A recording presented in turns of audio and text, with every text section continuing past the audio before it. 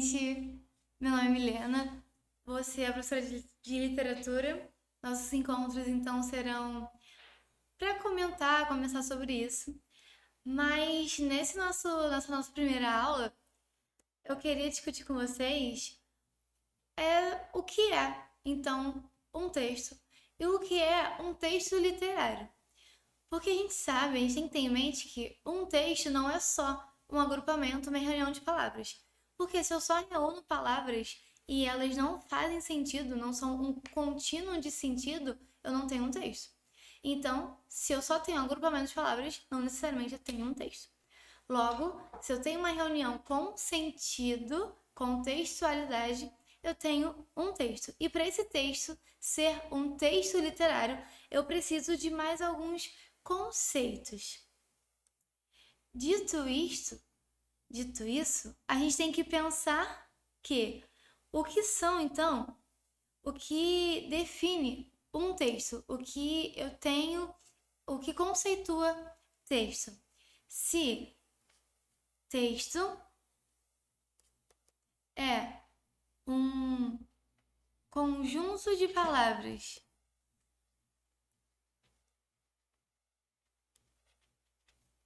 com sentido, com textualidade e alguns critérios, o que constitui o texto?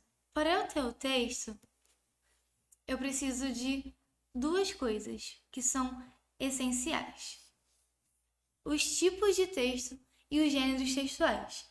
E os tipos sempre vão estar inseridos nos gêneros. E são 5 os tipos de texto. O tipo de texto são modos de organizar o discurso.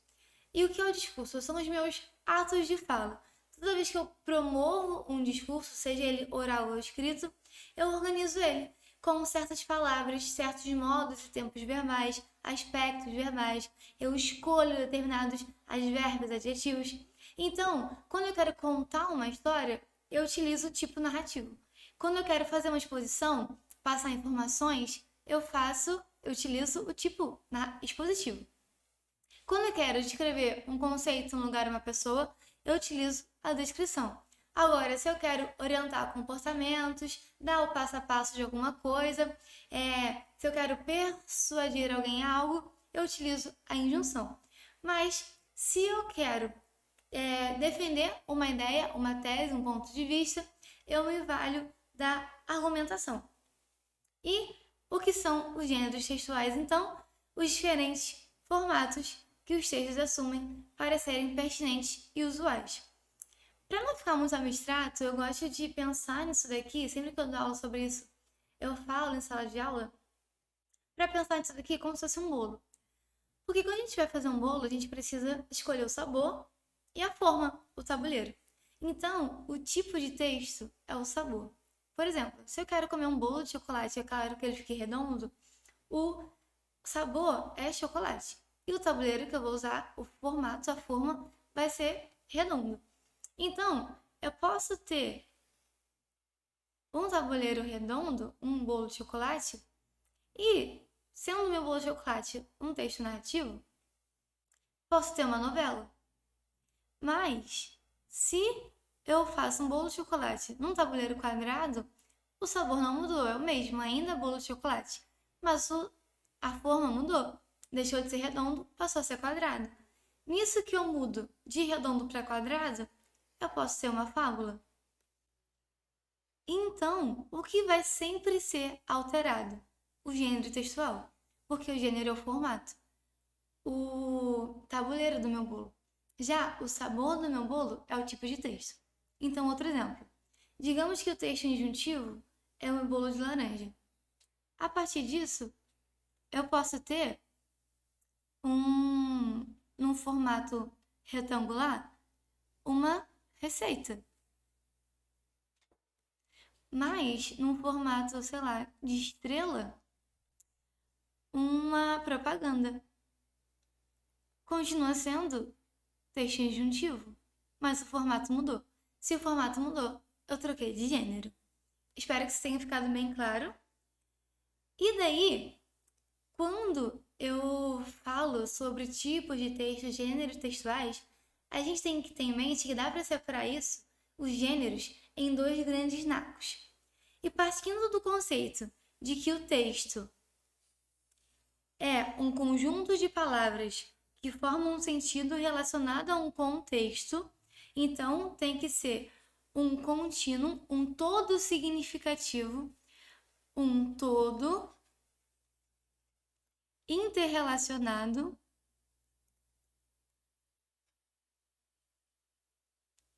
Acho que dá para ler aí, mesmo em cima do verde, dá para ler.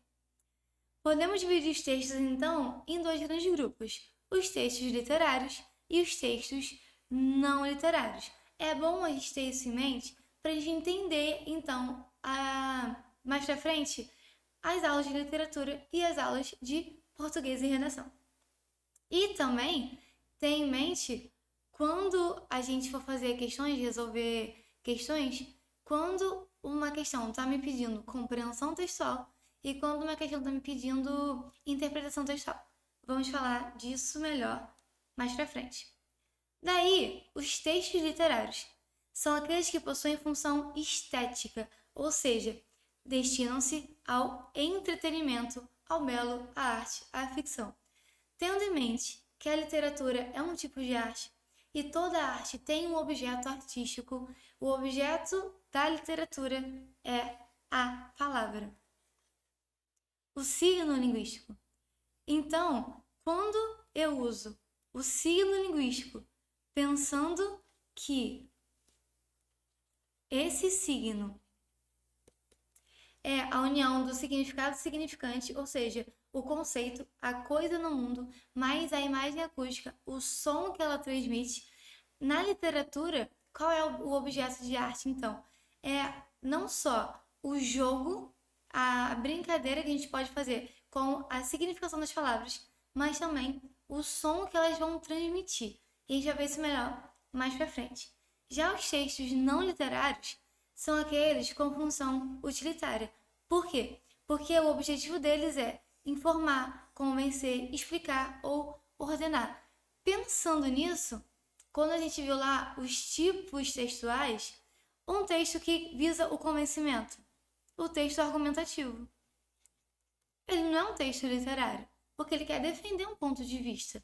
Um texto que também visa um convencimento, o texto injuntivo.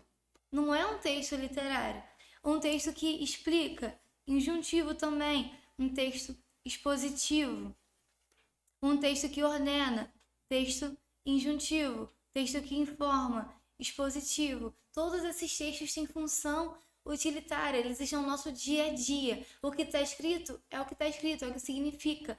Não tem ali uma outra noção. Espero que tenha ficado claro, vamos avançar.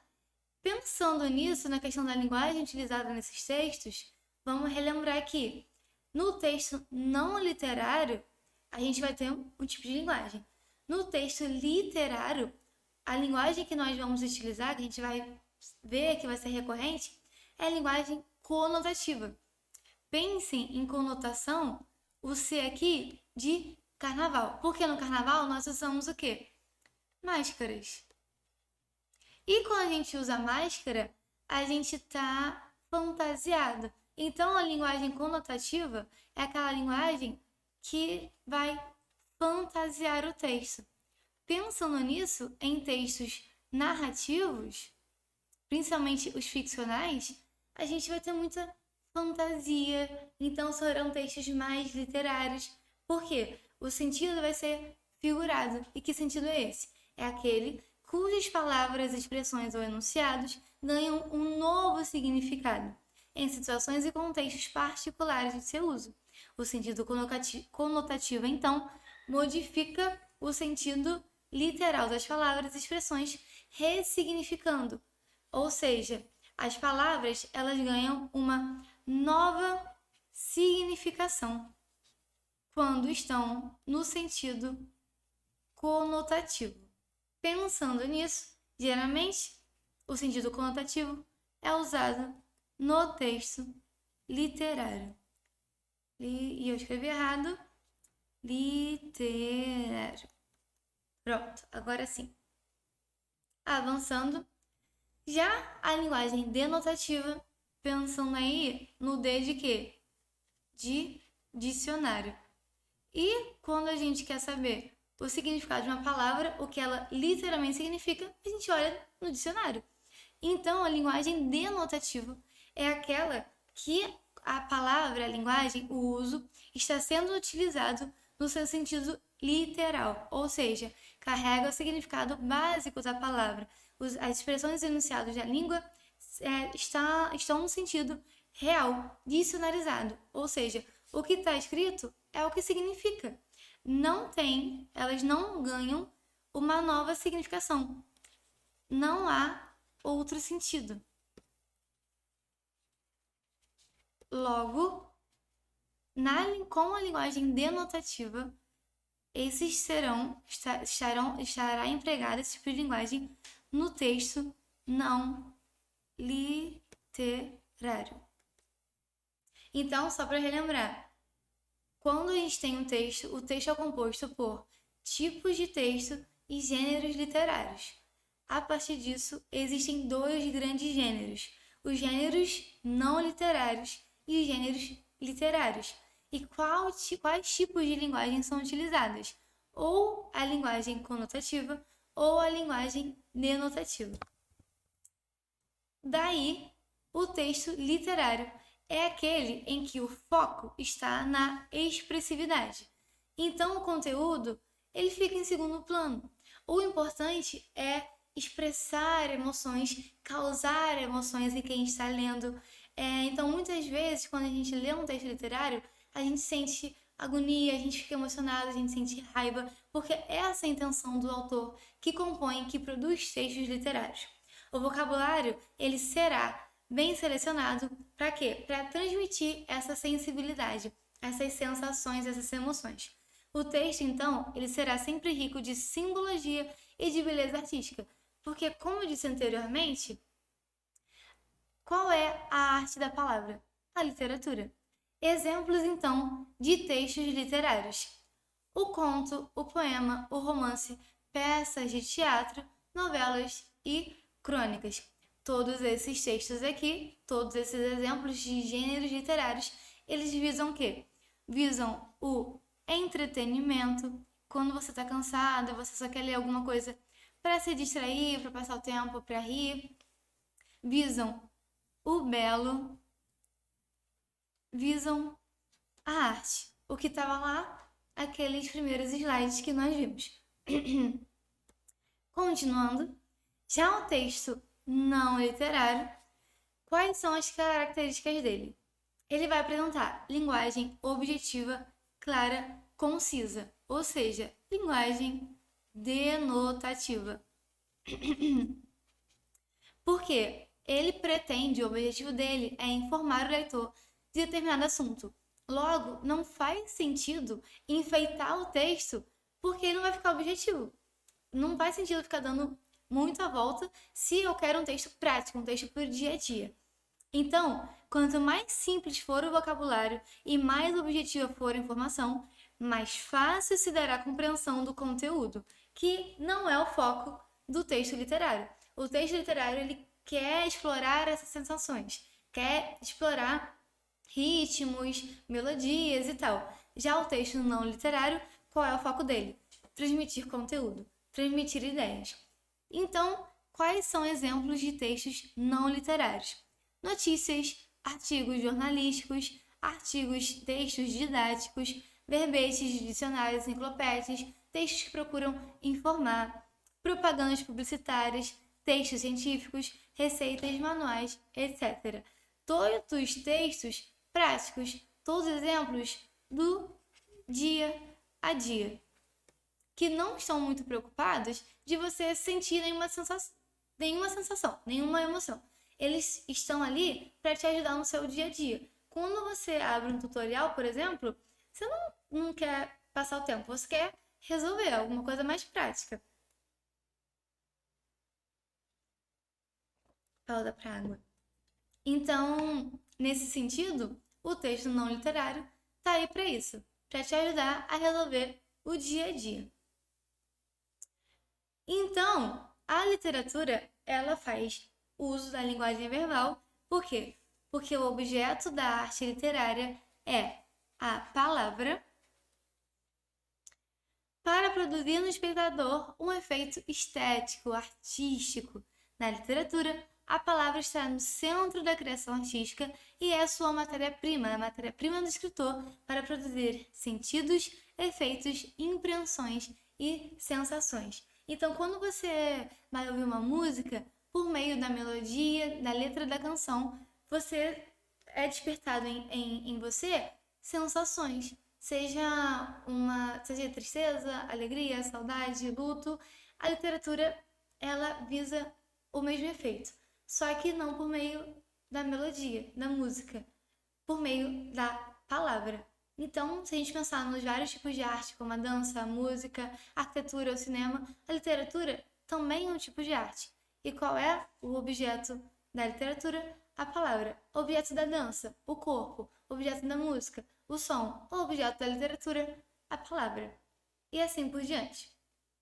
Então, vamos lá. O que a literatura usa, então, para brincar com as palavras? A polissemia. O que é a polissemia? Os vários possíveis sentidos que uma mesma palavra pode ter dentro de um contexto. Então, uma das características da linguagem verbal é a polissemia, que é algo próprio da linguagem verbal e não necessariamente do texto literário. Porque, por exemplo, se alguém fala assim, a boca do fogão entupiu, eu cortei a minha boca e seu João mandou bocas para o vizinho. A palavra boca, nas 3 frases que eu comentei, tem 3 sentidos diferentes. Por quê? Polissemia. Então, dependendo de algumas palavras, isso é próprio do uso verbal. Dentro do contexto, elas vão ganhar novas significações. Então, quando eu digo a boca do fogão entupiu, a gente pensa que é ali aquela parte por onde sai a chama, que não está saindo. Quando eu falo cortei a minha boca, é boca no sentido biológico, parte do corpo humano. E quando eu digo o seu João mandou bocas pro vizinho, é que ele está xingando o vizinho. Isso é próprio da linguagem verbal, não só do texto literário. Mas o autor literário, ele se aproveita da polissemia para construir o texto literário.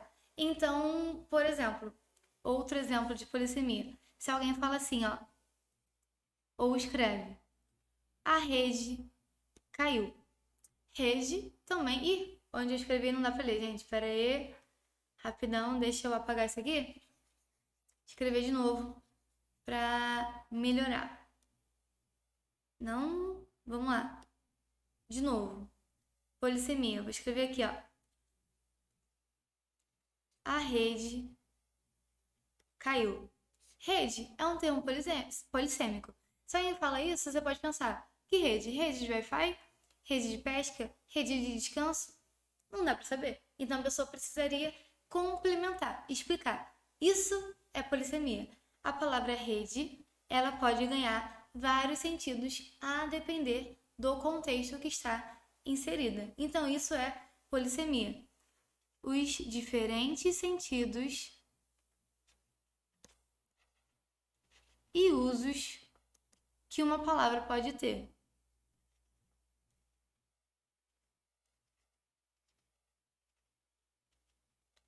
Dentro de um contexto ou de uma frase. Então é isso aí. A variação de interpretações de um texto é sempre possível. No entanto, em textos que têm por objetivo regular a vida em sociedade, uma lei, por exemplo, ela fica amenizada. Então, esses textos, como a lei, que tem linguagem denotativa, porque são textos não literários, a polissemia, essa variação, essa grande gama de possíveis significações, isso fica em segundo plano. Esse não é o objetivo. A polissemia, ela não é uma tendência. Ela não é querida. Não se quer a polissemia nos textos não literários. Mas nos textos literários, a gente quer a polissemia. Porque ela ajuda a promover mais significações, a promover mais variações de um possível termo. Logo, na literatura, a polissemia é particularmente importante para o trabalho do escritor. Portanto, a abertura para diferentes interpretações é esperada e desejável. Então, a polissemia, espero que tenha ficado bem claro o que é a polissemia. Dentro da literatura, é algo desejado, é algo esperado. Continuando, o que nós vamos ter também dentro da ficção, dentro do universo da literatura? A questão de verossimilhança. E o que é algo verossímil?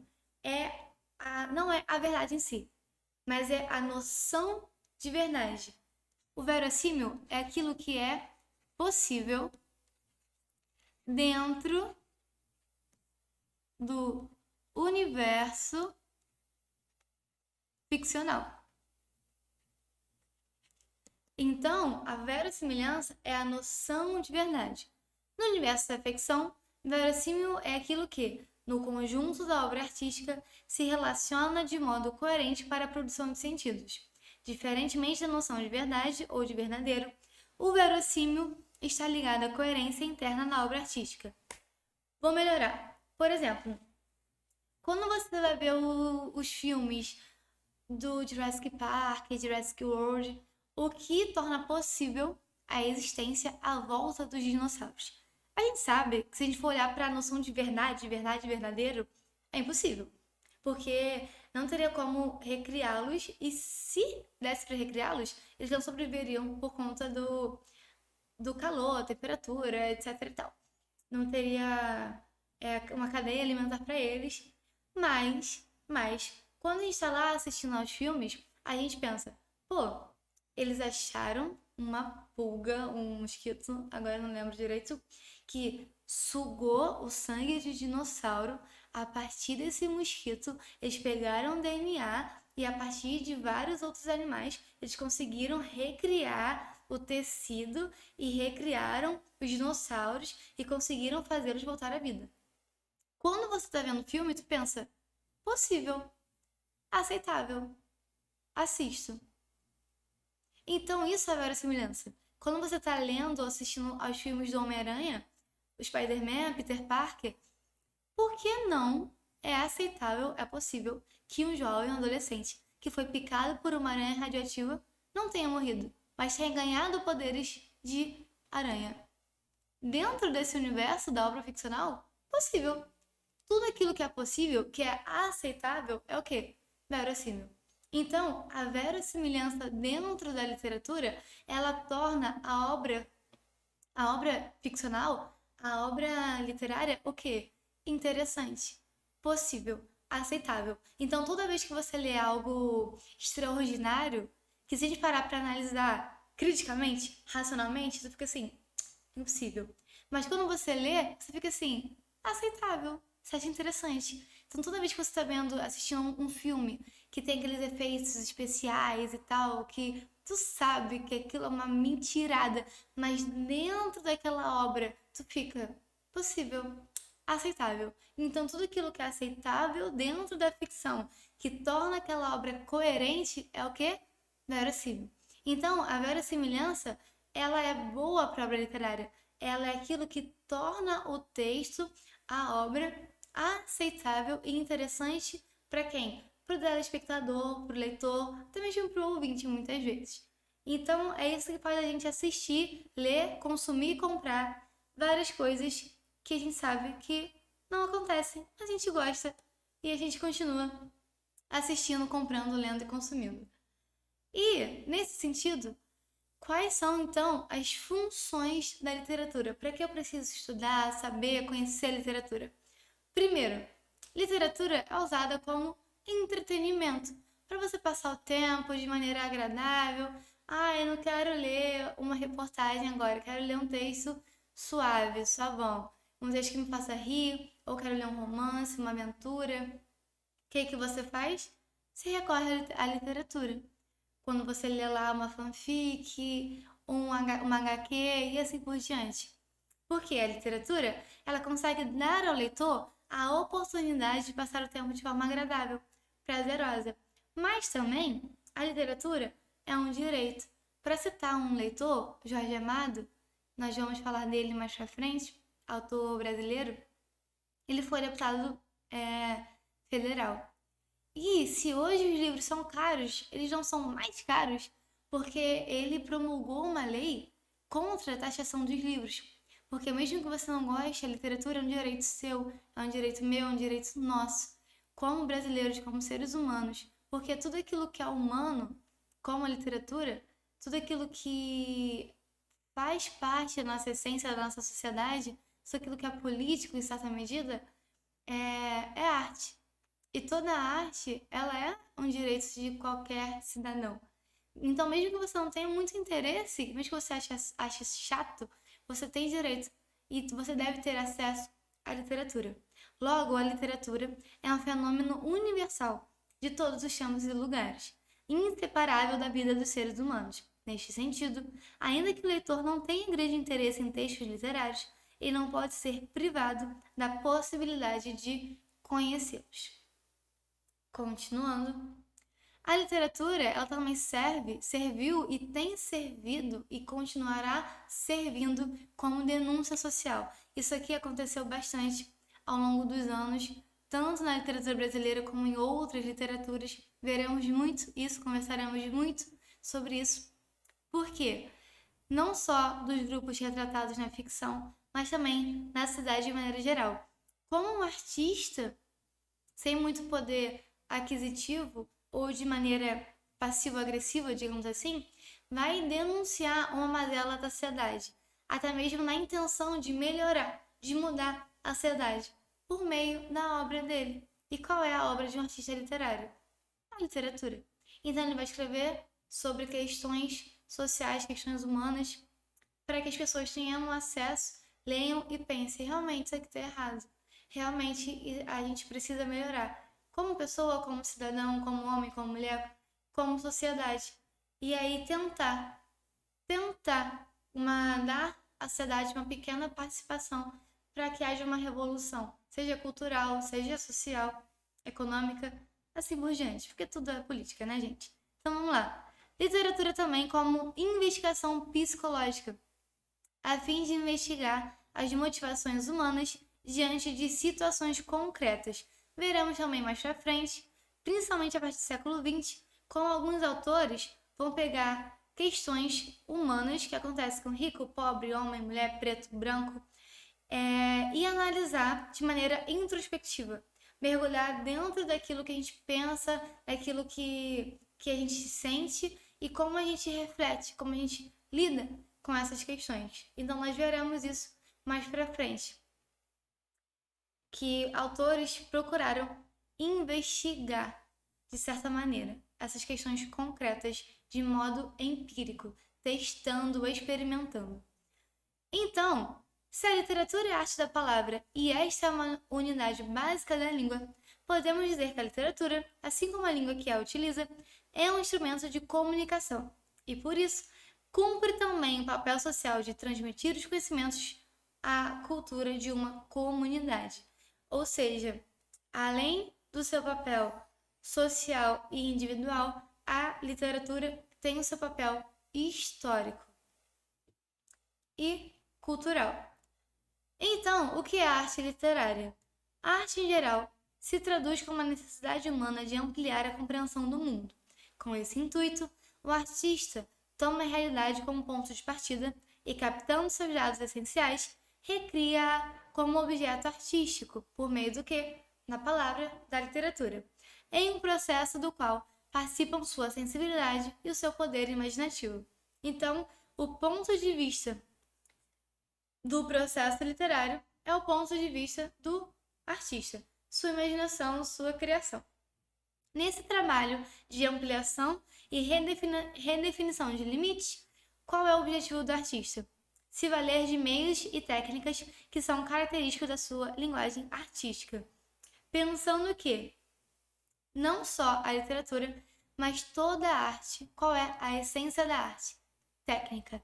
Não diferente disso, a arte literária também tem as suas técnicas. E mais pra frente também falaremos um pouco sobre isso, principalmente dentro do texto poético. O uso literário da língua combina os elementos que a formam de maneira em que a captação do sentido de cada um deles depende do seu relacionamento com os demais na totalidade que é o texto literário. Ou seja, qual é a intenção, o foco do artista literário? Combinar não só o conceito, o que a palavra significa, mas também unir a ela o ritmo, a rima, o som, né? Trabalhar com tudo isso a fim de criar o quê?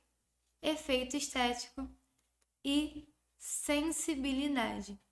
Nós veremos mais pra frente, tem um poema do Álvaro de Azevedo, segunda geração romântica do Brasil, que é um cavaleiro montado no cavalo e ele tá correndo. E todo o ritmo do poema é como se fosse um galope. Então essa tendência, essa técnica é justamente para criar sensações, desenvolver sensações no leitor.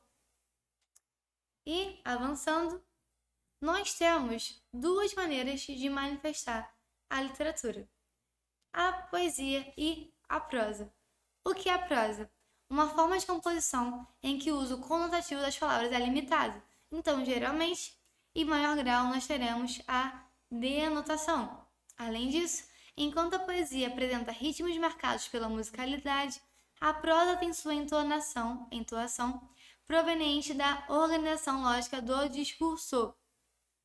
Então, geralmente, os textos escritos em prosa são textos escritos em parágrafos, com sintagmas verbais bem delimitados. Os poemas normalmente se apresentam em formas de versos, já os textos em prosa em formas de parágrafos. Então, são textos que ocupam toda a linha, ocupam todo o papel. Continuando, já na construção do poema, da poesia, colaboram principalmente o uso conotativo das palavras e o seu valor sonoro, ou seja, do som, do fonema. Assim, no fazer poético, o trabalho de ampliar a significação das palavras, abrindo-as a uma maior gama de interpretações, alia-se aqui a exploração de palavras e frases que contenham uma questão musical e melodiosa. Nas suas origens, a poesia era cantada, literalmente cantada, ou declamada com acompanhamento musical, geralmente de um instrumento chamado lira, o que ajuda a compreender sua configuração melódica.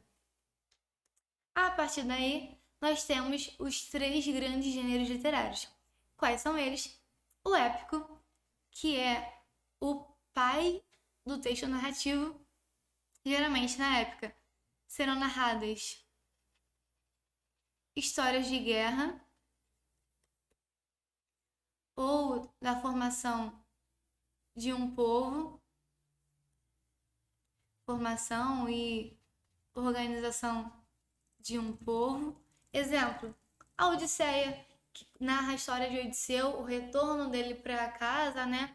O rei de Ítaca, para ele encontrar com Penélope, a esposa dele. Ele passa 10 anos tentando voltar de onde? Da Guerra de Troia. Tem até o filme, né? Troia. Ele tentando voltar para casa. Então, a Ilíada, da Guerra de Troia e a Eneida. Aqui, o retorno de um herói. Em todo texto épico tem um herói. Herói. Aqui, a guerra. E aqui, a formação do território romano, no caso, na Itália. Então, a Eneida é a história de Enéas, o grande herói que fundou Roma. Já no gênero lírico, é o gênero que vai tratar sobre emoções. Grandes emoções, tipo amor, ódio, luto, saudade. São poemas, canções, porque tinha acompanhamento musical da lira, que vão louvar uma pessoa, louvar um sentimento, ou cantar uma tristeza. Exemplo, as cantigas medievais. Pensando nas cantigas de escárnio, maldizer, amigo e amor, né? Tanto que as cantigas medievais, elas eram escritas, literalmente, em partituras. Partituras musicais. Porque elas eram acompanhadas por instrumentos musicais. Então, todos esses grandes gêneros aqui, a princípio, eles eram louvados mesmo cantados. Tanto que o início da Ilíada, ele começa assim, os 2 primeiros versos. Canta a musa a cólera de Aquiles pelida. Então, quem eram as musas? Quem são as musas? São 9 musas que são as filhas da memória. Tanto que até hoje nós temos a ideia de quê? De musa inspiradora. Então, as musas, elas eram convocadas para fazer o quê? Cantar, lembrar os poetas essas histórias para que eles puderem cantar, narrar ao povo. Então, canta, musa, me lembra, narra aqui no meu ouvido o que aconteceu lá em Troia, entre Aquiles, Heitor e todos os guerreiros, para que eu possa cantar para o povo grego o que aconteceu entre gregos e troianos. Já no gênero dramático, que a princípio era dividido apenas entre tragédia e comédia, eram textos para serem encenados por atores. Então são textos que sempre vai ter o quê? Diálogo. E nem sempre vai ter um narrador, mas sempre diálogo. Então, exemplos. Édipo Rei, que é uma tragédia, a Aulária, que é a comédia da panela, o Gorgulho, para citar um português, o Alto da Barca do Inferno, do Gil Vicente, assim por diante. Para citar um gênero épico em língua portuguesa também, nós temos os Lusíadas.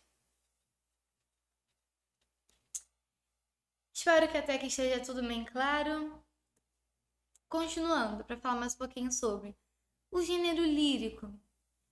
Trata de textos que predominam o quê? A expressão de sentimentos íntimos, daquele que vem do eu lírico. Então, na prosa, nós temos o narrador, que é quem conta a história. Na poesia, nós não temos narrador, nós temos o quê? Eu lírico, que é a voz que salta, que cresce, que vem do poema. Então, no poema, há esse eu que brota de uma seleção especial dos elementos da língua. E esse eu não pode ser confundido com a pessoa física do poeta. Pessoa física, autor. A voz que sai do poema, eu lírico. Porque, na realidade, um é componente do próprio texto, o eu lírico, ou sujeito lírico. E quem compôs o texto é produtor, autor. Nas suas origens, a poesia lírica era cantada ou acompanhada por instrumentos musicais, o que já foi dito. Lírica era o quê? A poesia que falava de emoções individuais ou sentimentos íntimos, sejam vários sentimentos, relacionados normalmente com a temática amorosa e com o extravasamento da subjetividade, ou seja, o que o eu lírico tem de mais íntimo, seja o seu luto, a sua saudade, o seu sofrimento amoroso e assim por diante. Continuando, o gênero épico, Camões aqui, ó, para falar dos Lusos, dos Lusíadas. Quem são os heróis dos Lusíadas, já que é um gênero épico, que sempre vai ter um herói?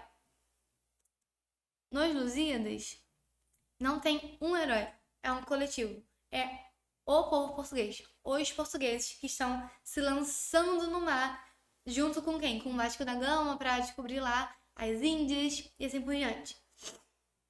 O gênero épico narrativo geralmente é uma história da formação de uma grande nação, ou seja, carrega conteúdo histórico-social, o que nós comentamos lá atrás sobre a função da literatura de um povo. A narrativa pode ser uma história de guerra ou de formação de uma determinada região. E aí, mais uma vez, para falar da literatura ocidental, do nosso povo aqui, os nossos exemplos. Continuando, gênero dramático, aqui algumas máscaras que eram usadas no teatro greco-romano, elas têm essas bocas aí meio deformadas, porque eram usadas como caixa de ressonância. pensando que nos anfiteatros não tinha microfone nessa época. Então, essas máscaras eram para dar bastante eco mesmo nas vozes dos atores, e atores só atores, a mulher não atuava nessa época, a fim de que a voz dele tivesse mais ressonância. Então, era uma caixa acústica. O gênero dramático foi feito para ser representado. Inicialmente, as obras teatrais eram escritas em versos, possuíam um coro, um narrador chamado de corifeu, e eram geralmente divididos em textos como tragédia e comédia. Então, nessas peças, a gente não as separa por capítulos, mas por atos. Então, primeiro ato, segundo ato, e às vezes precisa disso para quê? Para mudar uma coisa e outra no cenário, entrar ou sair um ator, ou então para o próprio ator trocar de roupa, né, a indumentária ali dele, assim por diante. Atualmente, as peças possuem uma variada gama de outros gêneros ou subgêneros e histórias, ou seja, não está mais ali só dentro de tragédia e comédia. E aqui a gente encerra essa primeira parte. Continue aí para fazer uns exercícios comigo.